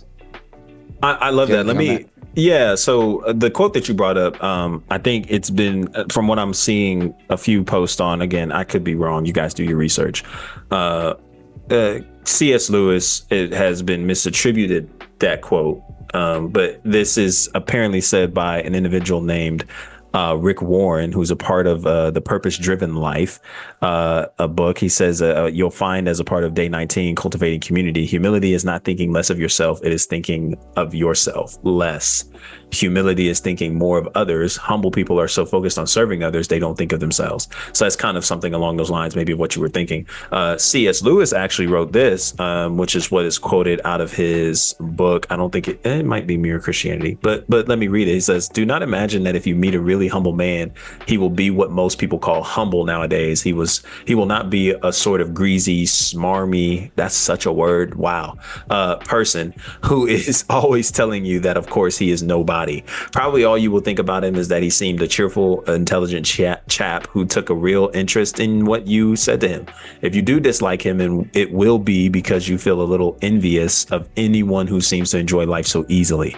He will not be thinking about humility. He will not be thinking about himself at all. If anyone would like to acquire humility, I think, tell him the first step. The first step is to realize that one is proud, and a biggish step, two, at least nothing whatever can be done before it. If you think you are not conceited, it means you are very conceited indeed." So he has some thoughts on that too. So C.S. Lewis is deep, but yeah, I would say how you broke that down was beautiful. Like, it's not necessarily to say that I don't think of myself at all, therefore, I'm non-existent. That's kind of what I hear in some of that. Like I think, in terms of like, if we were to think unselfishness being, hey, like I want to put myself dead last to the point where if anything was ever given to me, I don't receive it, or I don't, I push it away, I neglect it. That would kind of be like along the lines of a Buddhist, a Hindu, something along those lines, who would tell you that you don't exist. And because you don't exist, this is what you should do as a result. And I would actually strongly come against that, in so many ways. But yeah, I would say because you're so full, man, you are willing to give to others. Here's a good example, I would say, biblically, of the level of unselfishness that I think is being referred to from what Dion mentioned. If you look at Acts, Acts is such a beautiful book because it showed you life among the Christian community and how that was operated, being in such a tough time of early persecution as the Christianity was beginning to rise. And what you saw was so amazing. Like they really took care of each other. They really came together and was like, yo, whatever you need, we're going to cover that together, and trust that if I need something, everybody else is going to come together and cover that too. So everybody was taking care of each other. Nobody was neglecting themselves. That's why when you see two individuals, I forget their names, who lied about the money that they had sold on their house, and then God struck them dead in that moment. Like, that was a significant space in the text that I'm not going to try to break down. I would point you to Robert Madu, though. Social Dallas, he does an amazing job on that, better than I could. But it's a wonderful thing. So like the community that was like so selfless, I just want to take care of one another in every aspect of that. And everybody is able to eat and benefit from that, as opposed to me being so selfish that I want to take it all for myself. Or here's another version of selfishness that people cover up as unselfishness. I want to give it all. I want to give it all. You can have it, because what that does is that feeds your ego to make you believe that you're just the most selfless human being ever. And that is selfish, because at the same time, you're not taking care of yourself in order for you to still be around to take care of others. And if some of y'all that are old enough to have tracked enough of those people, like over the course of years, they usually end up getting fed up. Like the people that are super giving and they're like super selfless, and that's around their identity. They usually have a moment where they snap. They left the church. I wish PD was here for that. He'd co-sign like a mug, because I know he didn't see dozens of those people where they're like, oh yeah, then they snap. Oh, I didn't get this. But I was here for this long. And it's like, oh, okay. Yeah, we see why you were doing it, what you was really in it for. And so, yeah, I love that you said that. Yeah.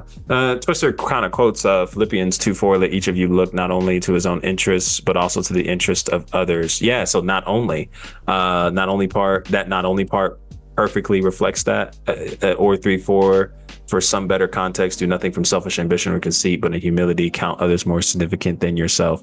Let each of you look not only to his own interests, but also to the interests of others. Yeah. I would love to know, like, does it sound like he's like kind of like agreeing to some of the thoughts that we were sharing? Yep. Okay. Yeah. All right. Yeah. Yeah. And honestly, I would align. Honestly, we always agree. It's usually just like, what is this? I always stumble over it. Semantics. Yeah. But the only reason I just wanted to be picky there, not even for Nick, because I think Nick gets it in practicality, Nick, and he brings up a lot of questions that he doesn't even really have. It's just more so for the conversation. I just didn't want people hearing, and I know Wig was like, yeah, you said that really well. I just don't want folks thinking, because then sometimes we take that and we won't set boundaries in relationships. We're like, I don't want to be selfish. Bro. And now you're sitting there with all this trauma, man, because you thought you were selfish staying with the narcissistic boyfriend, girlfriend, whatever, you know what I mean? Yeah. And so it was little things like that, and, you know, doing things for yourself that aren't bad, y'all. You know, Jesus ate. Jesus clearly had boundaries as we read the scripture. He was just getting trampled on. And so that's the only balance I want to add, but I think we landed there for sure. Yeah, for sure. And that same goes for people who would think, oh, I don't want to be a burden. I don't want to do that. That's in the same boat, because that you feel like I have to be the one to carry all this. You're trying to make yourself out to be Superman, but you're weaker than grass, homie. And we gotta do something about that. So quick lightning read. I missed these questions. My fault, Luke. I know I told you we were wrapping up. Lightning speed round. We can answer this as quick as possible. Tricky has 2 questions on YouTube. What about unequally yoked relationships? My girlfriend doesn't know if she believes in God or not. She's still kind of figuring it out. I don't not want to feel like I'm forcing her towards God. And then he kind of asked the second question. How do you know if you are born again? I'll deal with the first one. Maybe you can deal with the second one. Just kind of lightning speed. The first one, man, I would just say this.